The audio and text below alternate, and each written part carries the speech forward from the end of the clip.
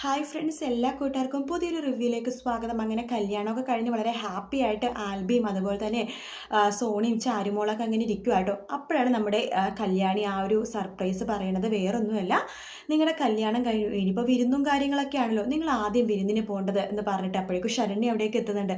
അങ്ങനെ ശരണ്യ പറയുന്നുണ്ട്, അതെ ഞാൻ തന്നെയാണ് കല്യാണി ചേച്ചി അത് പറയേണ്ടത്, നിങ്ങൾ ആദ്യം വിരുന്നിന് വരുന്നത് എൻ്റെ വീട്ടിലേക്കായിരിക്കണം എന്ന് പറയുകയാണ്. അത് കേൾക്കുമ്പോൾ നമ്മുടെ സോണിയും അതുപോലെ തന്നെ ആൽബിയൊക്കെ ഞെട്ടുന്നുണ്ട് കേട്ടോ. ആ സമയത്ത് കല്യാണിയും കിരണം പറയുന്നുണ്ട്, അതെ നിങ്ങൾ ആദ്യം വിരുന്നിന് പോകേണ്ടത് ഇവളുടെ വീട്ടിലേക്കാണ് ശരണ്യയുടെ. അവിടെ പ്രകാശനും അവൻ്റെ മോനും അതുപോലെ തന്നെ അവൻ്റെ അമ്മയൊക്കെ ജോലി എടുത്ത് നിങ്ങൾക്ക് വേണ്ടിയിട്ടുള്ള ഫുഡും കാര്യങ്ങളൊക്കെ റെഡിയാക്കി വെക്കും. നിങ്ങൾ ആദ്യം അവിടെ പോകണം, അവരൊന്ന് കണ്ട് ഞെട്ടട്ടെ എന്നൊക്കെ പറയുവാണ്.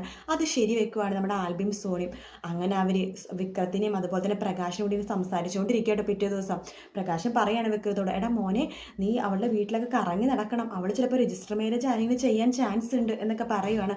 അങ്ങനെ അവർ പറഞ്ഞുകൊണ്ടിരിക്കെ തന്നെയാണ് അവിടേക്ക് ആ എൻട്രി വരുന്നത്. വേറെ ആരുമല്ല, സോണിയും മോളും അതുപോലെ തന്നെ ആൽബിയും കൂടി.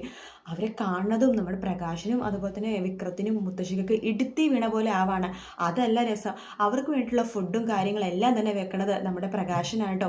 എന്തായാലും അടിപൊളി ഭാഗങ്ങളാണ് ഇനി കാണാൻ പോകുന്നത്. അപ്പോൾ റിവ്യൂ ആണ്, ഒറിജിനൽ എപ്പിസോഡ് വരുന്നിട്ടില്ല, അത് വരാൻ എന്തായാലും ലേറ്റ് ആവുമായിരിക്കും. വീഡിയോ ഇഷ്ടപ്പെട്ടെങ്കിൽ ലൈക്ക് ചെയ്യുക, സബ്സ്ക്രൈബ് ചെയ്യുക, കമൻറ്റ് ചെയ്യുക. മറ്റൊരു വീഡിയോ ആയിട്ട് വീണ്ടും കാണാം. Take care, bye bye.